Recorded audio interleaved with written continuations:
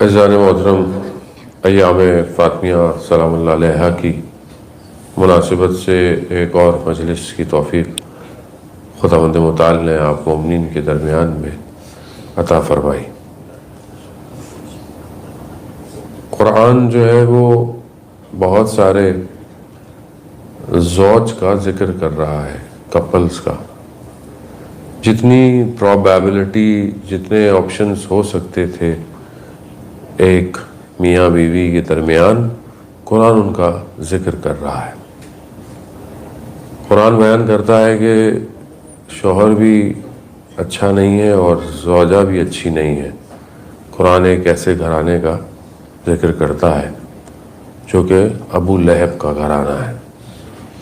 ان کے بارے میں آپ جانتے ہیں کہ قرآن کیا قرآن بتانا چاہ رہا ہے کہ یہ ساری چیزیں دنیا میں پاسبلٹیز میں ہو سکتی ہے، دونوں خراب ہوں ایسے ہو سکتے ہیں۔ قرآن اشارہ کر رہا، شوہر خراب ہو، زوجہ اچھی ہو۔ فرعون اور حضرت آسیہ بنت عمران کا قرآن ذکر کر رہا ہے۔ شوہر اتنا بدتر کہ وہ اپنے آپ کو کہے انا ربکم الاعلیٰ، اور بیوی توحید پرست کہ جو اپنی آغوش میں موسیٰ کو پالے۔ یعنی یہ قرآن بتا رہا ہے کہ اگر شوہر خراب ہے اور زوجہ اگر اچھی ہے تو وہ ایک نبی کی پرورش کر سکتی ہے۔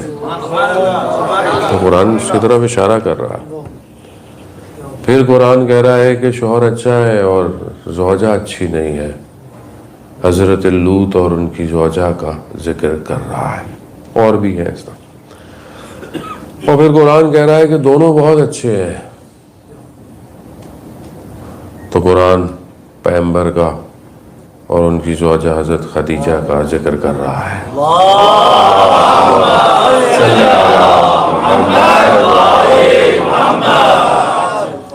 اور ایک اور گھر کا ذکر کر رہا ہے کہ جس کے لیے قرآن کی آیات ہے کہ ایک گھر ایسا ہے جس میں اللہ کا ذکر رفعت پاتا ہے۔ اور جب یہ آیت نازل ہوئی تو صحابی نے رسول خدا سے پوچھا یہ کس کا گھر ہے؟ تو پھر رسول خدا نے اشارہ کیا اس دروازے کی طرف جو صرف مسجد کی طرف کھلتا تھا، کہا یہ گھر ہے اور یہ گھر انبیاء سے افضل گھر ہے۔ تو یہ جو جوڑا ہے یہ جناب سیدہ کا اور مولا کائنات کا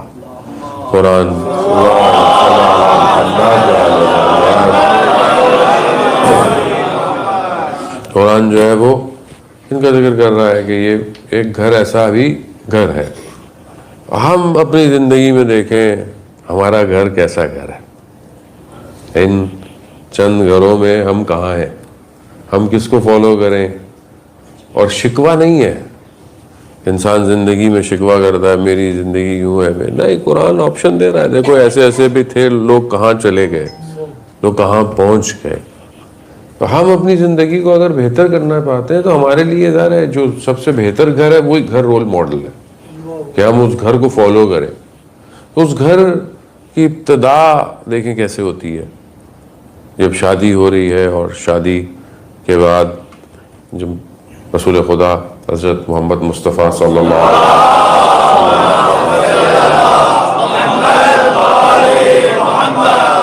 وسلم، رسول خدا اپنی بیٹی کی خدمت میں جاتے ہیں، پوچھتے ہیں کہ آپ نے علی کو کیسا پایا، علی آئے تھے سورے۔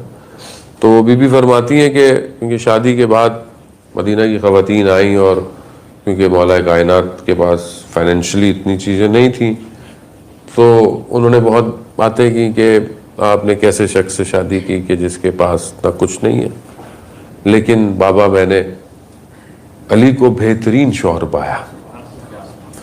یعنی یہ ساری چیزیں بہت امپورٹنٹ ہیں جو آج ہم زندگی میں رو رہے ہوتے ہیں، چیزوں کو کمپیئر کر رہے ہوتے ہیں، ایسا ہو، یہ ہو، وہ۔ ہماری شادیوں میں صرف حدیث قصائی ہوتی ہے، باقی ساری چیزیں تو حدیث قصہ کے مخالف ہی ہیں ویسے۔ آپ وہ دیکھیں، وہ کہہ رہے ہیں کہ نہیں بہترین شوہر پایا میں۔ ادھر مولا متقیان سے پوچھا رسول خدا نے آپ نے فاطمہ کو کیسا پایا؟ کہا میں نے اللہ کی عبادت میں مددگار پایا. تو یہ معیار جو ہے وہ اہل بیت دے رہے ہیں کہ معیار کیا ہونا چاہیے. آپ کی زندگی جب آپ بنائیں, آپ کا معیار کیا ہونا چاہیے. اگر آپ دنیا دیکھ کر اپنا معیار بنا رہے ہیں وہ دنیا ہے پھر, اور پھر اس کے بعد جو ہوگا پھر ظاہر ہے دنیا میں پھر کوئی شکوہ بھی نہیں انسان کو کرنا. لیکن اگر معیار آخرت ہے, معیار خدا ہے, تو پھر انسان کی زندگی میں خدا برکت بھی ڈالتا ہے, خدا فضل و کرم بھی کرتا ہے. خوب یہ خدا مہم ہے. ہم اپنے فیصلوں میں, خاص طور پر ازدواجی زندگی میں, ہمارے لیے خدا ہے, دین ہے, امپورٹنٹ ہے نہیں ہے, یہیں سے انسان کو پتہ چل جاتا ہے انسان نے زندگی سے. ایک طالب علم تھے, بعد میں خیر بہرحال وہ خود ایک بہت بڑے عالم دین کے والد صاحب, یعنی اللہ نے انہیں توفیق دی. لیکن جب وہ طالب علم تھے تو بیٹھے ہوئے ایک باغ میں مطالعہ کر رہے تھے, تو چھوٹی سی جوب جو نہر سی ہوتی ہے وہ پانی آ رہا, تو اس میں ایک سیب آیا, سیب اٹھایا, کھا لیا انہوں نے. بعد میں احساس ہوا کہ سیب کے مالک سے تو پوچھا ہی نہیں, سیب کھا لیا. تو پیچھے گئے کہ یہ کہاں سے آ رہا تھا, دیکھا تو سیب کا ایک باغ تھا, وہاں سے پانی گزر رہا تھا, یقیناً اسی سیب گزرا ہو. مالک کے پاس گئے, کہا کہ میں نے ایک سیب کھا لیا ہے, تو ایسے ایسے تھا, تو مجھے آپ حلال کر دیں. اس شخص نے بولا کہ نہیں, میں تو حلال نہیں کروں گا, ایسے میری تو شرط ماننی پڑے گی. انہوں نے کیا شرط ہے, کہا میری بیٹی سے شادی کرنی پڑے گی, لیکن میری بیٹی نابینا بھی ہے, گونگی بھی ہے, اور بہری بھی ہے. اب طالب علم کے لیے دین امپورٹنٹ تھا, آخرت امپورٹنٹ تھی, تو اس نے بولا مجھے یہ ساری شرطیں منظور ہیں. جب شادی ہوئی, جب اتاق میں گئے, حجرے میں گئے, تو خاتون نے سلام کیا, اور یہ والد صاحب بھی داخل ہو گئے. تو ان کی طرف کہا کہ آپ نے تو کہا تھا آپ کی بیٹی بول نہیں سکتی, یہ تو بول سکتی ہیں, دیکھ بھی رہی ہیں. کہا میں نے جو کہا تھا وہ یہ کہا تھا کہ یہ بول نہیں سکتی, انہوں نے کبھی کسی نامحرم سے کلام نہیں کیا, یہ سن نہیں سکتی, انہوں نے کبھی کسی نامحرم کو سنا, یہ دیکھ نہیں سکتی, انہوں نے کبھی کسی نامحرم کو دیکھا. اب جو شخص ظاہر ہے خود ایک سیب کی حلالیت کو طلب کرے گا تو اس کو زوجہ بھی پھر ایسی ہی ملے گی. تو یہ ہماری اپنی زندگی ہے, ظاہر ہے ہم اپنی زندگی میں چاہ کیا رہے ہیں, وہیں سے زندگی بلڈ ہونا شروع کر دیتے. سب کچھ کر جاتے ہیں, پھر بولتے ہیں مولانا گھر میں مسائل ہیں, گھر کیسے بنے گا, گھر کے کیسے ہوگا, گھر کیسے چلنا چاہیے. اصل ابتدا سے انسان اپنی تربیت کرے گا تو آٹومیٹکلی گھر کی تربیت ہو جائے گی. لیکن جب انسان اپنی ہی طرف توجہ نہیں ہے, جیسے ہم ہوتے ہیں مطلب بیٹا قرآن پڑھو, قرآن پڑھو, قرآن پڑھو, ابا خود قرآن نہیں پڑھ رہے, ابا قرآن کھول نہیں رہے, اب بیٹا بھی نہیں دیکھ رہا کہ ابا نے قرآن کھولا ہو, لیکن قرآن پڑھو, نماز پڑھو, فلانا, اچھی بات ہے بہرحال, لیکن اپنا عمل بہت ضروری ہے. اور خاص طور پہ گھر کے معاملے میں, تربیت اولاد میں انسان خود بہت زیادہ انٹرفیئر کر سکتا ہے. ایک طالب علم کا, جو ایک عالم دین تھے, ان کا واقعہ, انہوں نے دیکھا اپنے بیٹے کو بہت اچھی تربیت کی, لیکن کہیں ذرا سی گڑبڑ, کوئی تھوڑی سی گڑبڑ ہوئی, انہوں نے پریشان ہوئے کہ میں نے اتنی اچھی تربیت کی تھی, یہ کہاں مشکل تھی. انہوں نے زوجہ سے پوچھا کہ بھائی آپ نے کہاں کوئی تربیت میں کوئی نہیں, کہا بہت, کہا پھر بھی سوچیے کہ کوئی ایسا کام ہو جس کی وجہ سے یہ اثرات مرتب ہوئے, کیونکہ بہرحال دنیا اسباب پر ہے, جو آپ کرتے ہیں اسی کی ریزننگ ہے, ہر کاز اور افیکٹ پر دنیا قائم ہے, علل اور اسباب پر ہے یہ دنیا, ایسی ہے. تو والدہ کو یاد آیا کہ جب یہ حمل میں تھے بچہ, تو پھل جہاں سے ملتے ہیں وہاں پر ایک انار چکھنے کے لیے انہوں نے سوئی انار میں ڈالی, سوئی میں کتنا انار کا پانی آئے گا, کہتا بس وہ میں نے اس سے پوچھا نہیں تھا. یعنی اتنا سا ایک قطرہ انار کا بچے کی تربیت پہ اثر کرتا ہے.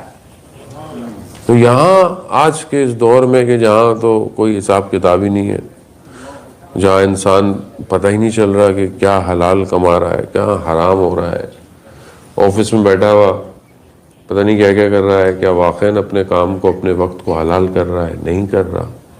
اور بہت ساری چیزیں کہ جو بڑی مائنر سی ہیں، بہت چھوٹی ہیں، لیکن انسان کی زندگی میں داخل ہیں اور پھر اس کے اثرات اس کی اولاد پہ مرتب ہوتے ہیں۔ یہ گھر اس لیے رول ماڈل ہے کہ یہ ہر حالت میں کمال پہ پہنچا رہا ہے گھر، جیسے بھی حالات ہوں، جس طرح کے بھی حالات ہوں، ان حالات کے باوجود آپ دیکھیں کہ یہ گھرانہ ہمیں کہاں لے کے جا رہا ہے۔ مشکلات، سختیاں گھر میں آپ کے سامنے حالات ہیں۔ حضرت سلمان جو ہے وہ میں نے پہلے بھی آپ کو حدیث بیان کی، دیکھتے ہیں کہ بی بی چکیاں پیس رہی ہیں، ہاتھ زخم ہے، بچے کو بھی اٹھایا ہوا ہے۔ حضرت سلمان فارسی رسول خدا کی خدمت میں جاتے ہیں، کہتے ہیں یا رسول اللہ، میں نے ایران کے بادشاہوں کی بیٹیوں کو، ان کی جاہ و جلال کو دیکھا ہے، یہ آپ کی اکلوتی بیٹی ہے، اور یہ رسول خدا خود فرماتے ہیں کہ فاطمہ نے آخرت کو دنیا پہ زیادہ ترجیح دی ہوئی ہے، یعنی آخرت زیادہ امپورٹنٹ ہے دنیا کے بدلے میں۔ ہم اپنی زندگی میں دیکھیں ہمارے لیے آخرت امپورٹنٹ ہے یا نہیں ہے، اور یہ انسان کے اوپر اثرات ہیں۔ انسان چاہے تو یہیں پر اپنی زندگی کو دیکھ سکتا ہے جان محترم، جو وہ کام کر رہا ہے کیا وہ کس کے لیے کر رہا ہے، خوشیاں کس کے لیے ہیں، غم کس کے لیے ہیں، یہی چیز اس کی زندگی سے ریفلیکٹ ہوتی ہے اور آخرت کی طرف جاتی ہے۔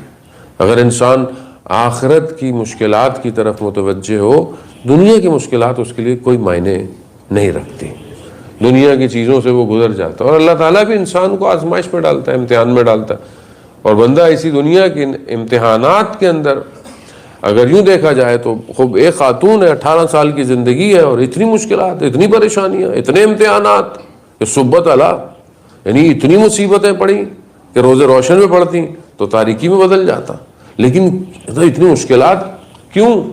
یہ مشکلات بہرحال دنیا کا خاصہ ہے، لیکن جو اللہ عطا کرنا چاہ رہا ہے یہ مشکلات ان سے گزرنا پڑے گا، صبر کرنا پڑے گا، امتحان دینا پڑے گا، لیکن کیونکہ انتخاب ایسا کیا ہے جناب سیدہ نے تو اس انتخاب کی قیمت ادا کرنی پڑتی ہے۔ ہم اپنی زندگی میں دیکھیں ہم نے کیا انتخاب کیا ہے، ہماری زندگی کے انتخابات کیا ہیں، ہم کس چیز کو ترجیح دے رہے ہیں۔ انہوں نے ولایت کو، انہوں نے امامت کا انتخاب کیا، انہوں نے آخرت کے ان مقامات کا انتخاب کیا کہ جو خدا نے ان کے لیے رکھا ہے، تو اس کے لیے یہاں سے گزرنا پڑے گا۔ مگر یہ آزمائش ہے، اب یہ مت سوچیں کہ مثلا وہ تو معصوم تھے، مثلا ان کو ایسا ہوا نہیں، ایسا نہیں ہے۔ جو درد، جو تکلیف ایک ماں کو ہو سکتی ہے وہ ان کو ہوئی ہے، جو تکلیف ایک زوجہ کو ہو سکتی ہے وہ ہوئی ہے، جو ایک تکلیف بیٹی کو، اور وہ ہم سے زیادہ معرفت رکھتے تھے، ان کی محبتیں ہم سے زیادہ ہیں، وہ اپنے والد سے جو محبت کرتی تھی اس کا مقام کچھ اور ہے، وہ ہمارے والی محبتیں نہیں ہیں۔ جتنا مقام ہے، پھر جتنا وہ رسول خدا کو جانتی تھی کوئی بھی نہیں جانتا تھا، تو اس مقام پر محبت، اور پھر اس مقام پر محبت کے بعد اپنے والد سے جدا ہو جانا ایسا آسان تھوڑی تھا۔ تبھی تو کہتی تھی مجھے یہ دو ہی تو غم کھا گئے، ایک مجھے بابا کا غم اور ایک علی کے حق کے چھن جانے کا غم۔ یہ شدت محبت تھی، معرفت تو مقام ہے، جتنی بڑھتی چلی جاتی ہے امتحان بڑھتا چلا جاتا ہے، آزمائش اسی طریقے سے انسان کو بناتی ہے جان محترم۔ لیکن بہرحال پتہ ہے کہ اللہ کی رضا اسی میں ہے، اللہ کی بقا دین کی اسی میں ہے، تو ہم یہ کریں گے۔ ہم اپنی زندگی میں کیا اللہ کے دین کے لیے بڑھے ہیں، ہم اللہ کے دین کی خاطر کیا اپنے رشتوں کو بنا رہے ہیں یا نہیں بنا رہے، یا اگر اللہ کے دین کی خاطر ہم اپنے رشتوں کو ہٹا رہے ہیں کہ نہیں ہٹا رہے۔ یہ بہت ضروری ہے۔ مولانا صاحب دنیا ہے، چلتا ہے، کیا کریں، ایک ہی بچہ ہے، اس کی شادی ہے تو یہ تو کرنا پڑے گا، اب دنیا کیا کہے گی، تو آپ دنیا دیکھیں گے یا اللہ کو دیکھیں گے؟ روز محشر دنیا کے لوگ تھوڑی آپ کو بچائیں گے، خدا بچائے گا آپ کو۔ تو آپ اگر اللہ کو دیکھیں گے تو دنیا ناراض ہوتی ہے، تو آپ دنیا کو ناراض ہونے دیں، دنیا نے ویسے بھی کچھ نہیں کرنا۔ جب آپ مشکل میں پھنستے ہیں دنیا کسی کام نہیں آتی، آپ کے کام تو وہی آتا ہے جو قرآن میں بھی کہہ رہا ہے کہ جب تم دریاؤں میں پھنس جاتے ہو تو تم ہمیں یاد کرتے ہو، اور جب کنارے پہ پہنچتے ہو تو پھر بھول جاتے ہو. وہی ہے مدد کرنے والا. یہ آزمائش اور یہ امتحانات کو جو خوب جناب سیدہ سلام اللہ علیہ نے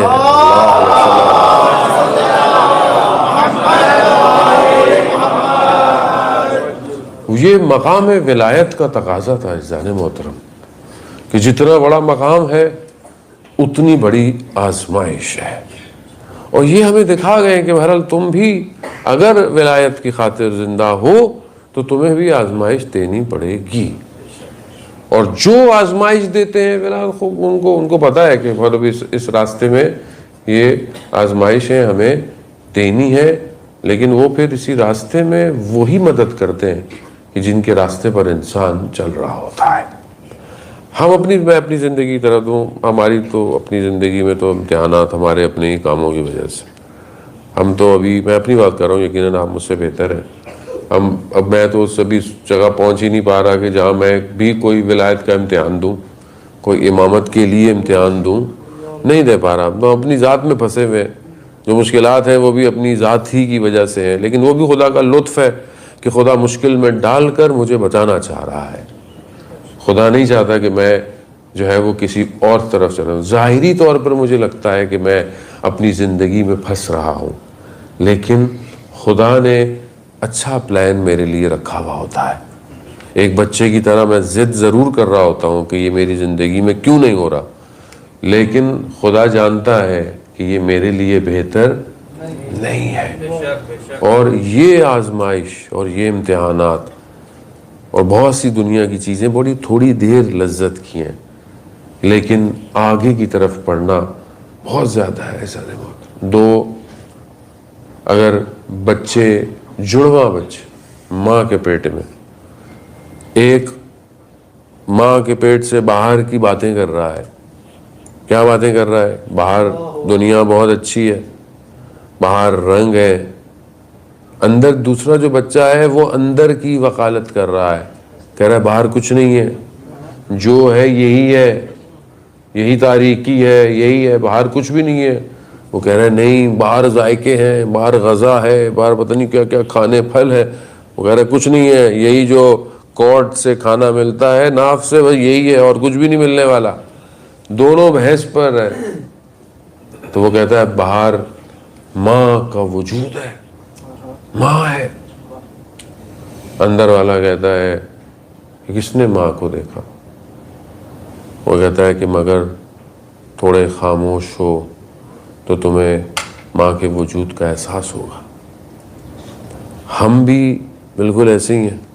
انبیاء آ کر ہمیں یہی کہنے کہ دیکھو خبر اس طرف ہے، ادھر نہیں ہے.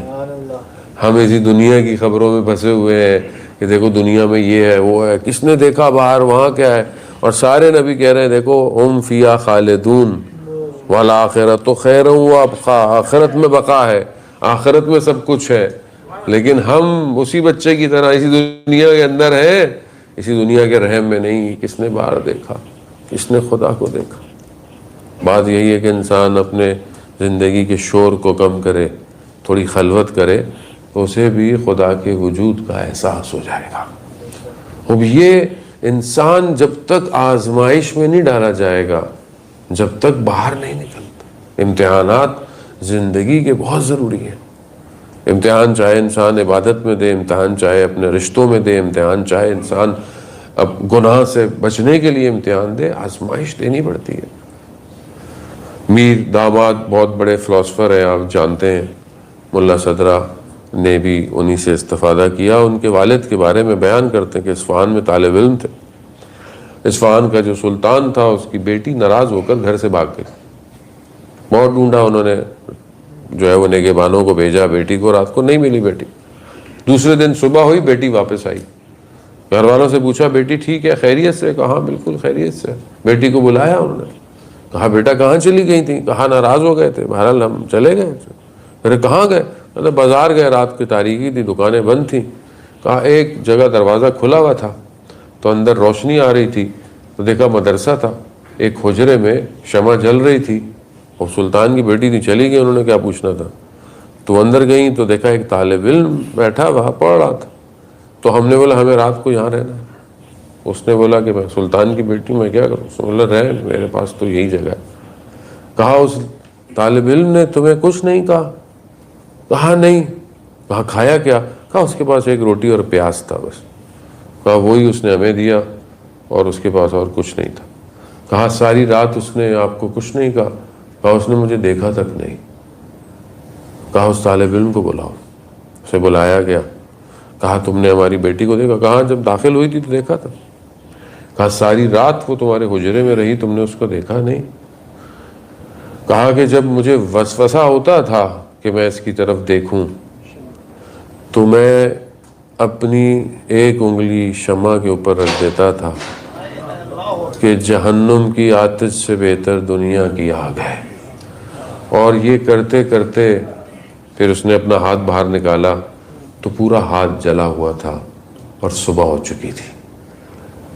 ہمیں اندازہ نہیں ہے، ہم دنیا کی آگ سے نہیں آخرت کی آگ سے کھیل رہے ہیں. اپنی دنیا کی ان لذتوں میں بعض ہمیں نہیں پتا ہوتا، ہم آخرت میں پڑے. جبکہ یہاں پر انسان اگر اپنے آپ کو جلا بھی دے وہاں انسان بچ سکتا ہے. زن محترم امام زین العابدین علیہ السلام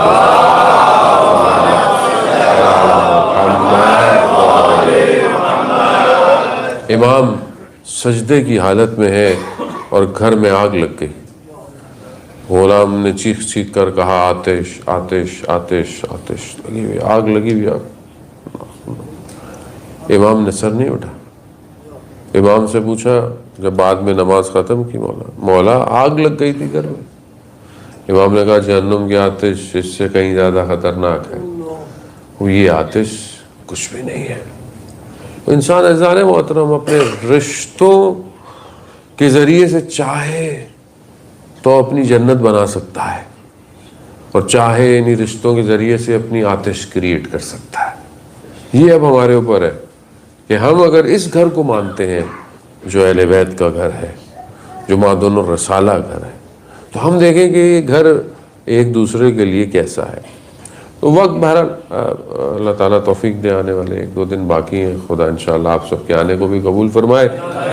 عزیزان محترم ہم اگر دیکھیں کہ ایک شوہر اور ایک زوجہ کو کیسے ہونا چاہیے، تو جو پیٹرن بہرحال دین دے رہا ہے اس پہ ہم دیکھیں.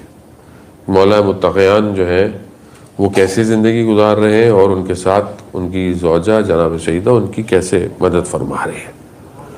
اب آپ گھر میں دیکھیں کہ گھر میں فاقہ ہے. مولا کائنات نے جب پوچھا کہ کچھ ہے، کہا نہیں ہے. کہا آپ نے بتایا نہیں.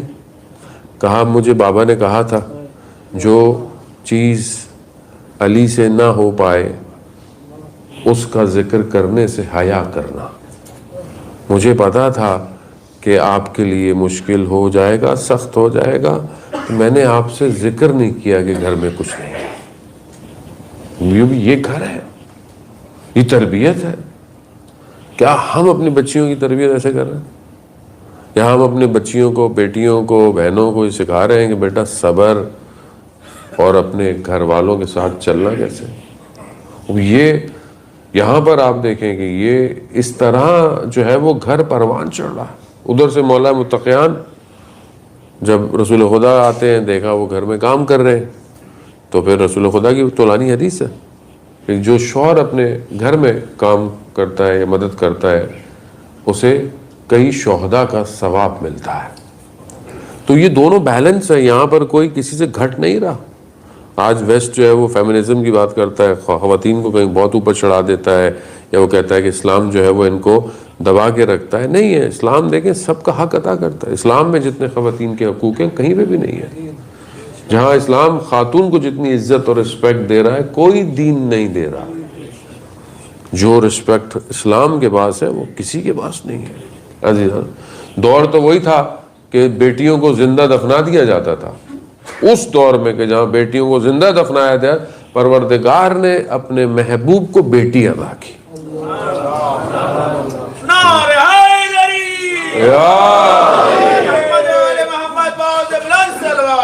اللہم صلی علی محمد. یعنی یہاں بیٹیوں کو زندہ دفناتے تھے. یعنی بیٹی ہونا یعنی باعث برائی نقص تھا ان کے لیے کہ یہ بیٹی کہاں سے ہو گئی. اسی جگہ پر پروردگار نے اپنے محبوب کو بیٹی عطا کی اور صرف بیٹی عطا کی. اور آج ہمارا معاشرہ دیکھیں کیسا ہے, وہی عرب کے جاہلوں والا معاشرہ. بیٹی ہو جائے, اے اللہ بیٹا دے دے تمہیں. بھائی بیٹی مگر کے رحمت نہیں ہے, رحمت ہے. اور رحمت للعالمین کے گھر اگر رحمت آئی ہو تو کیسی رحمت ہو. اور رحمت خود رحمت للعالمین ہے, اللہ ان کو بیٹی دے رہا ہے. اور بیٹی دی, اور آپ دیکھیں, اور صرف ایک ہی بیٹی دی, اور آپ دیکھیں اس بیٹی سے کہاں دنیا آج ساری سعادات کی نسلیں دنیا پر, اور آج دین انہی کے اوپر قائم ہے, وہ ایک بیٹی کے صدقے میں. تو یہاں ہمارا کانسیپٹ نہ اگر ابھی بھی ہوئی معاشرے میں, بیچارہ کسی کی 3 بیٹیاں ہو تو 3 بیٹیاں ہو گئی. روایات میں 3 بیٹیاں ہو, بندہ صحیح تربیت کرے تو بہشت چلا جاتا ہے. لیکن معاشرہ ابھی تک اسی سوچ میں ہے کہ بیٹا ہوگا تو وارث ہوگا تو ہوگا, نہیں ہوگا تو نہیں ہوگا. اچھی بھارت میں نہیں کہا کہ انسان اللہ کی بارگاہ میں مانگے نہیں دعا مانگے, لیکن یہ کانسیپٹ بہت ضروری ہے.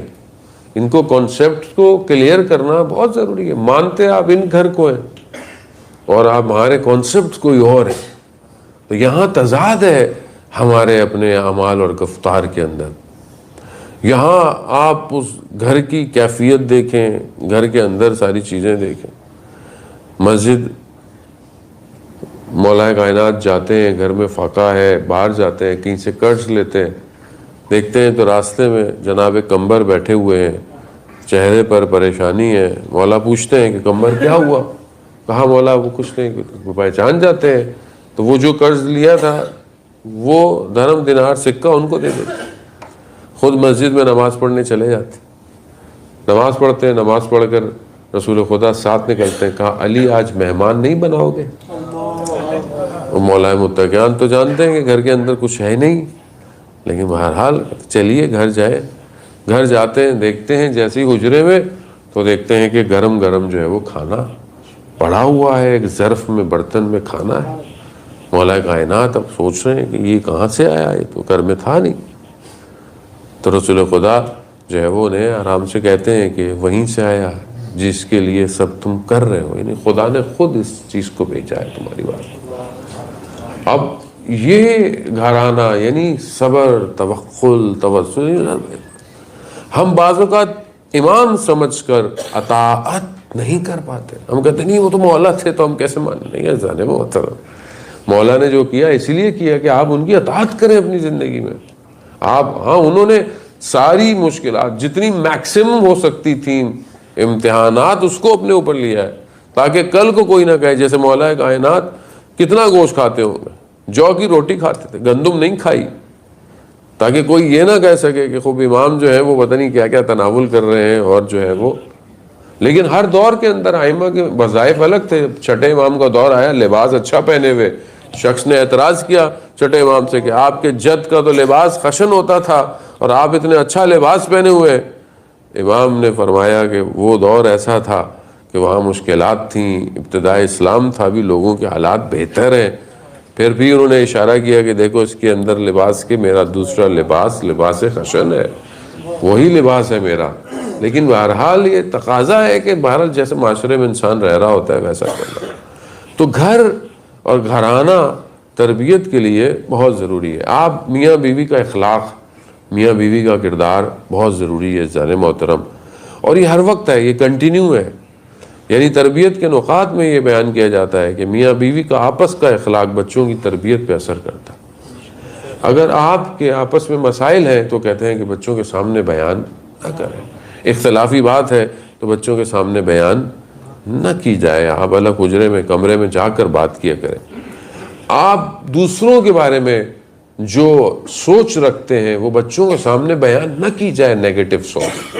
یعنی ہو سکتا ہے کسی رشتہ دار کے بارے میں, کسی قریبی رشتہ دار کے بارے میں آپ اچھا نہ ہو آپ کا بیہیویئر, لیکن اگر آپ اس کا اظہار بچے کے سامنے کریں گے تو آٹومیٹکلی بچے کے اندر وہ بلٹن ہو جاتا ہے, وہ بھی اسی نفرتوں کے ساتھ پلنا شروع کر دیتا ہے. جیسے اکثر گھرانوں میں پھپھی کبھی اچھی نہیں ہوئی، خالہ بہت اچھی ہوتی ہے، تو یہ بلٹن ہو جاتا ہے. وہ بیچاری وہ بڑے ہی ہو رہے ہوتے ہیں، ان کو لگتا ہے کہ یہ معاملہ گڑبڑ ویسے ہی ہے. کیوں؟ کیونکہ آپ اس کا اظہار برملا کرتے ہیں. جیسا آپ اظہار کرتے ہیں بچے اسی تربیت کے ساتھ بڑا ہونا شروع کر دیتے ہیں. تو گھر جہاں پہلی چیز آپ اپنے لیے، آپ کے لیے مایہ سکون ہے، یعنی خود آپ کے لیے گھر سکون کی جگہ ہونا چاہیے، دونوں کے لیے، میاں بیوی کے لیے. روایات یہی کہتی ہیں کہ شخص باہر سے جب گھر آئے، چاہے جتنی پریشانی لے کر آئے، لیکن دروازے کے باہر اپنی پریشانی کو رکھ دے، جب گھر داخل ہو تو چہرے پر مسکراہٹ ہونی چاہیے. اب ٹریفک ہے، مشکلات ہے، یقیناً آپ ہو سکتا ہے آپ میں سے اچھے خاصے لوگ یہاں فیملی کے بغیر بھی رہتے ہوں گے، لیکن جب آپ بات کرتے ہیں تو کیا آپ بات کرتے وقت خوشی منتقل کرتے ہیں یا پریشانی منتقل کرتے ہیں؟ یہ بہت ضروری ہے. اور دوسری طرف بھی ایسے ہی ہے کہ اگر گھر کے اندر پریشانی ہے، بچوں نے تنگ کیا ہے یا کچھ اور ہے، شوہر گھر آئے، مشکلات کو کنارے پہ رکھا جائے اور پیشانی پر خندے کے ساتھ شوہر کا استقبال کیا جائے. وہ یہ تربیت کے نقاط اور پہلو ہیں کہ اگر یہ ہوں تو انسان کا دل چاہے گا کہ وہ گھر جائے. لیکن بعض اوقات بعض جو ہمیں لوگ رابطہ کرتے ہیں، وہ ایسا لگتا ہے کہ ایسا گھر ہے، ایسا گھرانہ ہے کہ انسان کا دل نہیں چاہتا گھر جانے کو. کیوں؟ کیونکہ بہرحال حالات ایسے، لوگوں نے ایک دوسرے کے لیے حالات ایسے پیدا کر دی ہیں کہ لوگ جو ہیں وہ ایسے رہ رہے ہیں گھر کے اندر کہ لوگ گھر آنا نہیں چاہتے. جبکہ قرآن دونوں کو مایہ سکون کہہ رہا ہے کہ تم دونوں ایک دوسرے کے لیے سکون کا باعث ہو. ہم اپنی زندگیوں کا ضرور کمپیئر کریں. ہم بعض اوقات یہ ساری چیزیں ہم لوگ کر رہے ہوتے ہیں، لیکن ہم لوگ اپنے لیے سکون، آج دیکھیں سکون نہیں ہے تو انسان کہیں اور سکون ڈھونڈ رہا ہے، کسی اور چیز میں سکون ڈھونڈ رہا ہے. تبھی یہ گھر نہ پروان چڑھتے ہیں، نہ ان گھروں کے اندر سپاہی اور امام کے سپاہی پیدا ہو سکتے ہیں، اور یہ ساری مشکلات جو ہیں وہ اس طرح بڑھتی رہیں.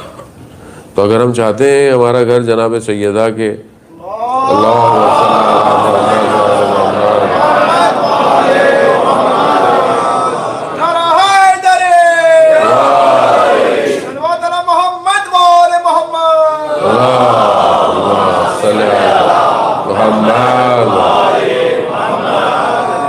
اگر ہم چاہتے ہیں ہمارا گھرانہ فاطمی گھرانہ ہو تو ہمیں پہلے اپنے تربیت کی ضرورت ہے، اس کے بعد پھر ہم بچوں کی تربیت کریں. اب آپ ان کے گھر کے اندر بچوں کی تربیت دیکھیں کہ بچوں کو پکارا کیسے جاتا ہے، بچوں کو کن ناموں سے پکارا جاتا ہے.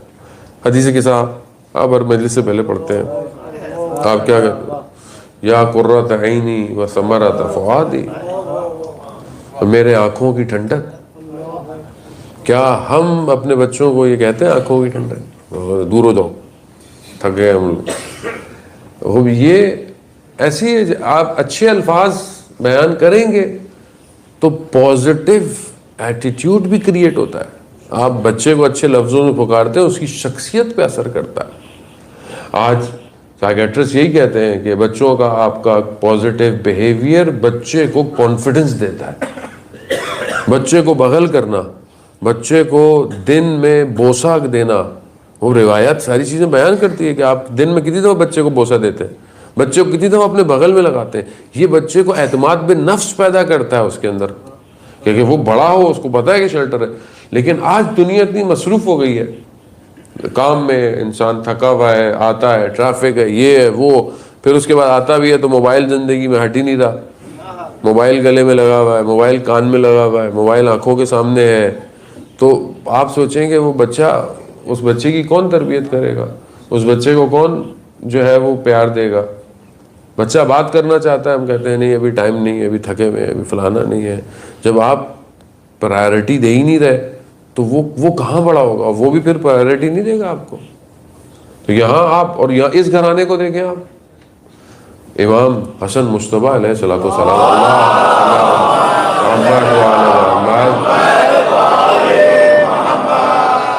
امام حسن گھر میں آتے ہیں تو والدہ پوچھ رہی ہیں بیٹا آج مسجد میں کیا ہوا. تو وہ سب بتاتے ہیں کہ آج کون سی آیت نازل ہوئی، آج نانا نے کون سی تفسیر بیان کی، آج کیا کیا ہوا، اور وہ سب بیان کر رہے ہیں، یعنی ان سے پوچھ رہی ہیں اور وہ بیان کر رہے ہیں، اہمیت دے رہی ہیں اور وہ ساری چیزیں بیان کر رہے ہیں۔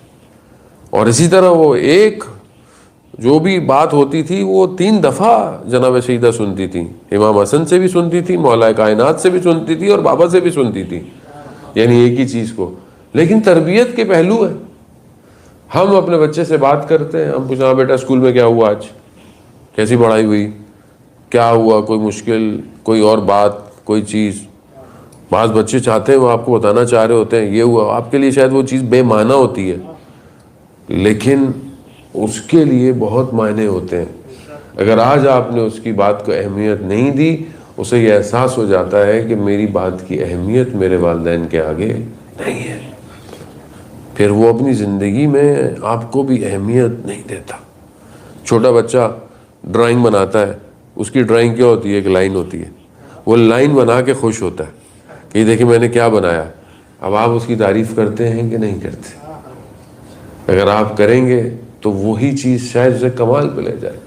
مشہور میتھمیٹیشین کہ جسے اسکول والوں نے بلایا والدہ کو کہ آپ کا بچہ رپورٹ کارڈ لے جائیں آ کے، تو واپس آئیں وہ، اور انہوں نے بیٹے نے پوچھا ماں سے کیا ہوا بیٹا، تو ماں نے ہی کہا بیٹا اسکول والوں نے کہا ہے کہ آپ کا بیٹا بہت انٹیلیجنٹ ہے اور ہماری کلاس کے بچوں کی استطاعت اس کے ذہن کے مطابق نہیں ہے، آپ اپنے بچے کو ہمارے اسکول سے ہٹا دیں کیونکہ آپ کے بچے کا ذہن بہت اوپر ہے۔ تو ماں نے خود اس کی تربیت کی، ماں نے خود اس کو پڑھایا، وہ دنیا کا بیسٹ میتھمیٹیشین بن گیا۔ اس نے جب وہ کہیں گھر کے کاغذوں میں وہ پرانی اپنی رپورٹ کارڈ دیکھی تو اس پہ کیا لکھا تھا کہ آپ کا بیٹا سب سے ڈل ہے اور اس کو نکال دیں کیونکہ یہ باقی بچوں کے ساتھ چل نہیں سکتا۔ لیکن ماں نے کیسی تربیت کی۔ ہمارے بچے کے مارکس نیچے آ جائے، ہم بیچارے کا وہ حال کرتے ہیں، تو ساری زندگی پڑھنے سے بھی بیچارہ دور ہو جاتا ہے۔ آپ موٹیویٹ کریں، آپ پازیٹیو انرجی دیں، کوئی نہیں بیٹا ابھی تو یہ تو کوئی مسئلہ ہی نہیں ہے، اس کے بعد کتنے امتحانات ہیں، کتنی چیزیں، اس میں کم ہے تو کیا ہو گیا، اس میں تو زیادہ ہے۔ لیکن مائیں بیچاری ہماری جو ہیں دنیا، وہ 0.5 نمبر بھی کم ہے بیچارے کا تو وہ اسی پہ پیٹتی رہیں گی اس کو، وہ بیچارہ بولے اتنی تو میں محنت کر کے آیا تھا۔ تو تربیت کے پہلو ہیں جانے بہت، آپ کا ایک نقطہ پہلو کا اس بچے کو بہت بڑا انسان بنا سکتا ہے، اور چاہیں تو آپ اس بچے کی زندگی برباد کر دیں، آپ کے اپنے اوپر ہے، یہ آپ کو ڈیپینڈ کرتا ہے آپ اس کے ساتھ کیا کرتے ہیں۔ کیا تربیت ہے رسول خدا اللہ صلی اللہ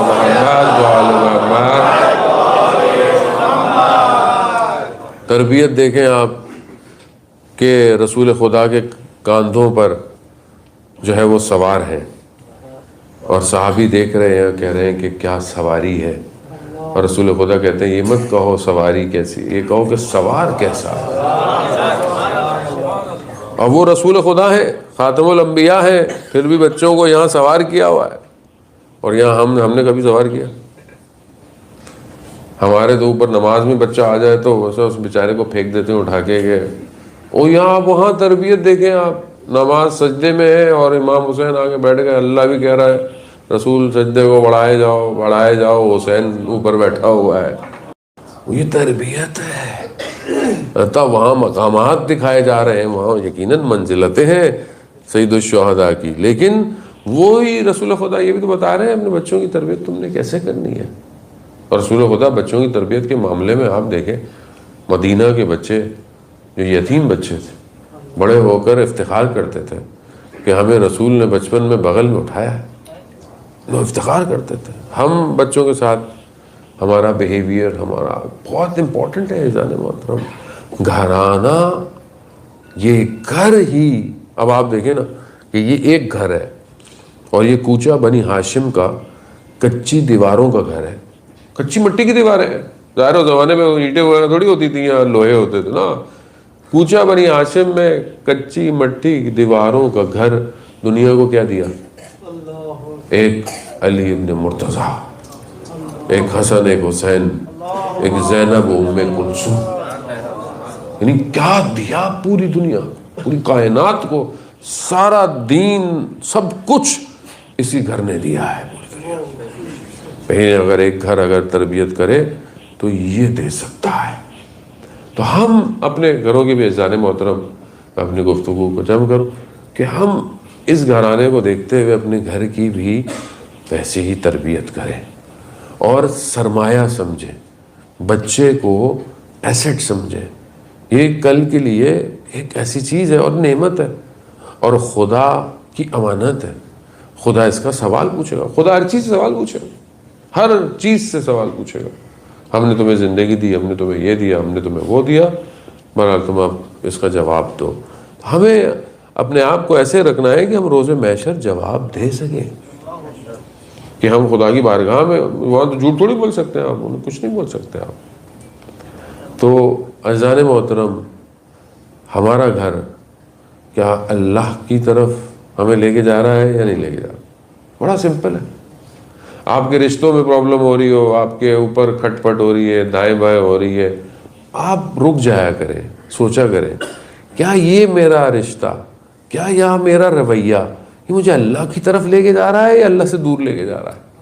اگر اللہ کی طرف لے کے جا رہا ہے تو بسم اللہ چلتے رہے, اور اگر اللہ سے دور لے کے جا رہا ہے تو پھر اس کی اصلاح کریں. خاص طور پر کیونکہ انسان صراط میں, جب انسان پل صراط سے گزرے گا تو صراط میں ایک مقام ہے جو نہیں گزار پائے گا آدمی اگر اس میں کسی اور کا اس نے حق کھایا. حقوق العباد بہت ضروری ہے, خاص طور پہ انسان رشتوں کے اندر ہے تو کہیں نہ کہیں پلس مائنس ہو ہی جاتا ہے. یہ نہیں گزار پائے گا صراط کا وہ راستہ اگر کسی اور کا حق اس کی گردن پر ہوگا.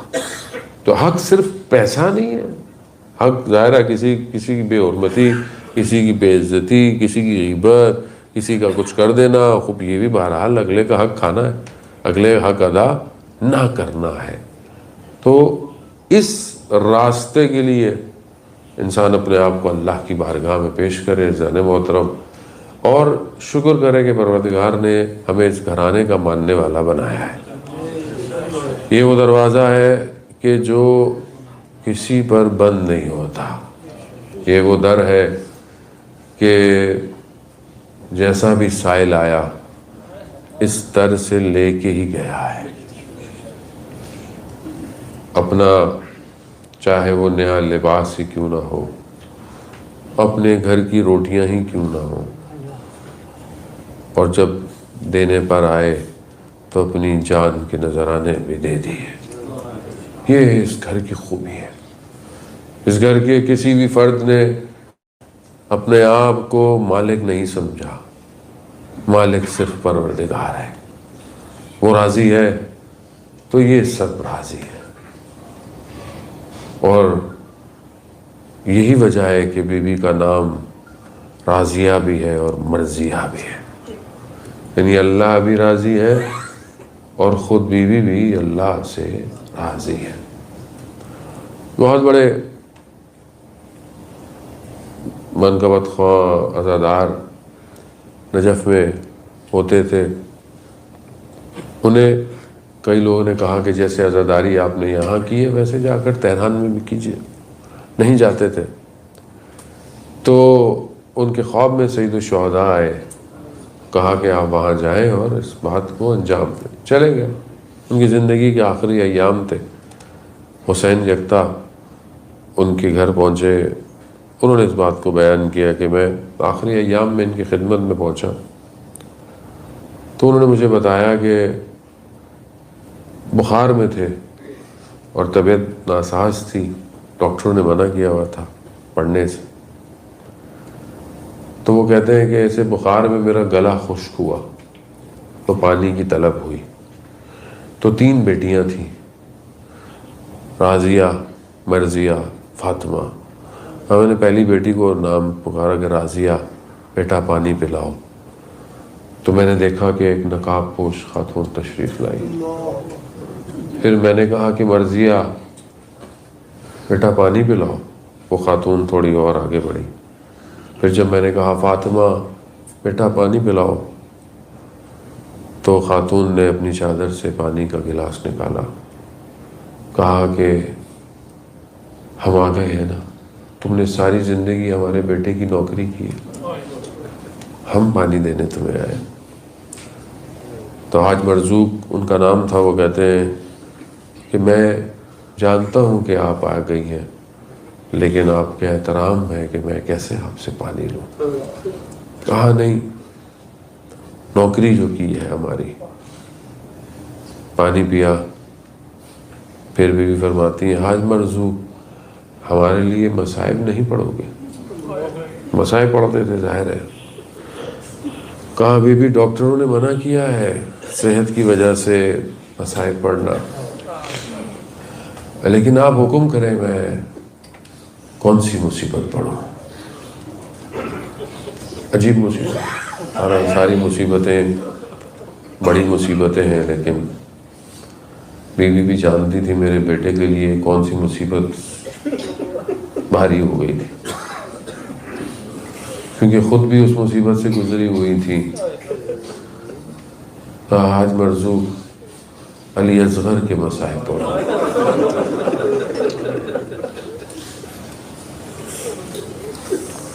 بیوی جانتی تھی کہ بیٹا جو سارا دن ہر بدن کو لے کر آیا، پیاسا بھی تھا، بھوکا بھی تھا، زخمی بھی ہے، مگر پھر بھی بدن اٹھا کے لے آیا، مگر یہ ننھا سا بدن اتنا بھاری پڑ گیا، ایک قدم اٹھاتا ہے، ایک قدم پیچھے ہٹاتے ہیں، انا للہ و انا الیہ راجعون۔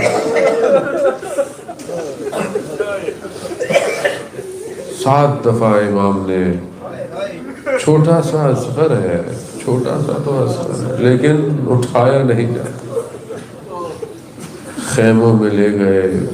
بعض کہتے ہیں کہ خیموں میں گیا ہی نہیں، لیکن بعض کہتے ہیں کہ خیموں میں گیا، لیکن فوراً لے لیا کہیں ماں کی روح پرواز سے۔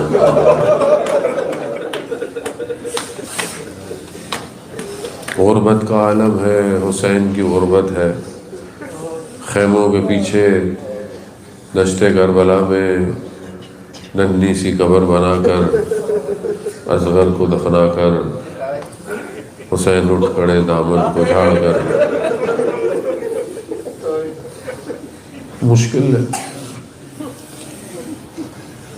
لیکن سلام ہو رسول کی بیٹی پر کہ در و دیوار میں آ گئی،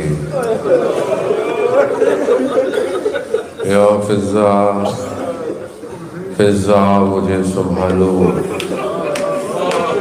محسن شہید ہو گئے۔ اللہ اکبر۔ عزیزان محترم، نہ جانے یہ آگ کیسی آگ لگانے آئے تھے، جانتے تھے آسان نہیں تھا، جانتے تھے۔ جب انہوں نے کہا تھا نا کہ علی کو باہر بھیجو، بیوی نے کہا نہیں بھیجو گے، کہا اگر نہیں بھیجو گے تو ہم اندر آ جائیں گے۔ کہا تمہیں نہیں پتا میں کون ہوں؟ کہا کون؟ کہا فاطمہ ہوں۔ کہا ہوا کرے، ہم دروازے کو آگ لگا دیں۔ حادثاتی نہیں تھا، یہ جانتے تھے، یہ جانتے تھے یہ رسول کی بیٹی کو ختم کرنے آئے تھے۔ انہوں نے دروازے کو آگ لگائی، اور نہ صرف آگ لگائی، جلتا ہوا دروازہ، ایک خاتون پیچھے کھڑی ہوئی اور اسے دھکیلا گیا، دھکا مارا گیا۔ عزیزان محترم، ایک سید ہوتے ہوئے بڑا سخت ہے اپنے جد کی مصیبت پڑھنا، سخت ہے، نہیں پڑھا جاتا، نہیں پڑھا جاتا۔ جب بھی آپ دیکھتے ہوں گے میں کبھی ادھر کی بات کر کے ادھر نکل جاتا ہوں، کبھی ادھر کی بات کر کے ادھر نکل جاتا ہوں، کیسے انسان مصیبت کیسے اس مصیبت کو بیان کرے جسے امام حسن ساری زندگی خاموش دیکھتے رہے، مگر مقتل کہتا ہے کہ جب دروازے کو دھکا دیا ہے انہوں نے تو بیوی دروازے کے نیچے آ گئی اور 40 لوگ دروازے کے اوپر سے چڑھ گئے۔ یا ہے بابا یا اس حالت، خدا آپ کو اس کا عجب ہے۔ جناب سیدہ راضی ہو، آسان نہیں ہے مدینہ۔ ابھی بابا کو گئے ہوئے کتنا عرصہ ہوا، اس مدینہ میں سب اجنبی ہو جائیں اور علی تنہا رہ جائے۔ اس حالت میں جب اٹھی ہے، کہا فضہ علی کہاں ہے؟ بی بی اپنی حالت دیکھے، اپنے درد تکلیف کچھ، علی کہاں ہے؟ کہا علی کے گلے میں رسیاں ڈال کر علی کو لے گئے۔ اس حالت میں چادر کو سنبھالا، نہ جانے اللہ اکبر اللہ کس طرح اٹھی ہوئی ہوں گی ٹوٹی ہوئی پسلیوں کے ساتھ، کیسے اٹھی ہوئی ہوں، اس حالت میں اٹھی ہے۔ بس ایک بول آپ سے التماس حضرت محترم عالم دین مجلس پڑھ رہے تھے حرم حضرت معصومہ میں، وہاں مصائب پڑھے انہوں نے۔ ایک شخص مجلس ختم ہوئی، روتا رہا، اٹھ گیا، حوصلہ دیا۔ جب اسے پوچھا تو کہا میں ڈاکٹر ہوں، اور یہ جو آپ نے بیان کیا نا کہ پسلی ٹوٹ گئی،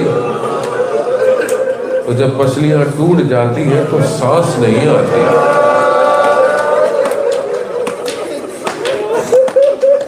کیسے یہ چل رہی تھی، کیسے یہ صبر کر رہی تھی۔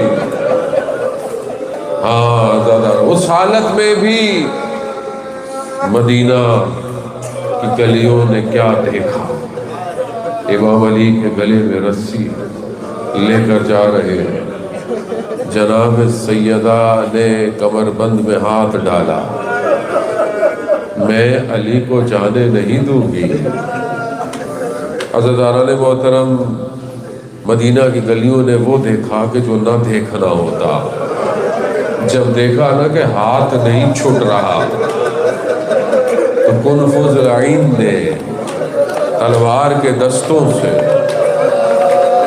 اب عجیب عالم ہے، امام چھٹوانا چاہتے ہیں کہ ہاتھ چھوڑ دو فاطمہ، مگر وہ چھوڑتی نہیں ہے، مگر ضربتیں اتنی پڑی۔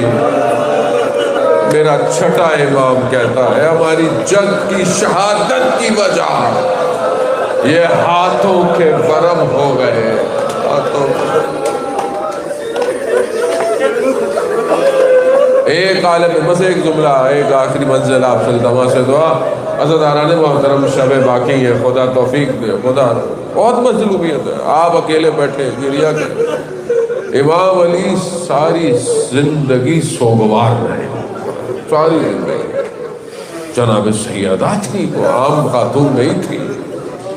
ایک عالم دین، ان کو شک تھا کہ میں سید ہوں کہ نہیں ہوں، انہوں نے خواب میں معصومین کو دیکھا کہ جناب سیدہ بھی ہے۔ ان کو تھا کہ میں 2 سوال ان کے ذہن میں تھے میں پوچھوں گا، ایک تو یہ کہ خود سید ہے کہ نہیں ہے۔ جب بیوی کے سامنے حاضر ہوئے تو پتہ چل گیا کہ سید ہے، اولاد ہے، بیٹا ہے، بیٹھا ہوا ہے، تو ان کو یقین ہو گیا۔ دوسرا سوال بڑا عجیب سا پوچھا انہوں نے، کہا اپنی جد سے کیا یہ صحیح ہے کہ آپ کے ہاتھوں کے ورم پہ؟ تو کہتے ہیں بیوی نے اسے بولا کچھ نہیں، صرف ہاتھوں کو آگے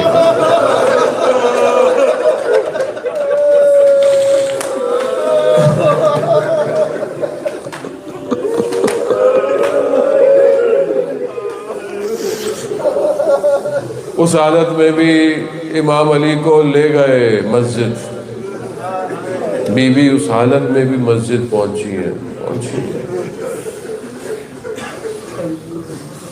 اور بی بی نے کہا کہ میں ہاتھوں کو اٹھاؤں گی اور بد دعا کروں گی۔ یہ کہنا تھا، مدینہ کی دیواریں مسجد کی بلند ہونا شروع ہو گئی۔ امام علی نے جناب سلمان کو کہا کہ جائیں فاطمہ سے کہیں یہ کام نہ کریں، ان کے بابا کی محنت ہے یہ رہ جائے گی۔ بس عزیزان محترم، جناب سیدہ بیٹھی رہی جب تک امام علی کو چھوڑا نہیں گیا، مگر لا یوموں کا باب دلہ، بی بی آپ تو اپنے امام کو لے کر چلی گئی اور آپ کی بہن چند قدموں کے فاصلوں سے شمر جالس علی صدر الا لعنۃ اللہ علی القوم الظالمین وسیعلم الذین ظلموا ای منقلب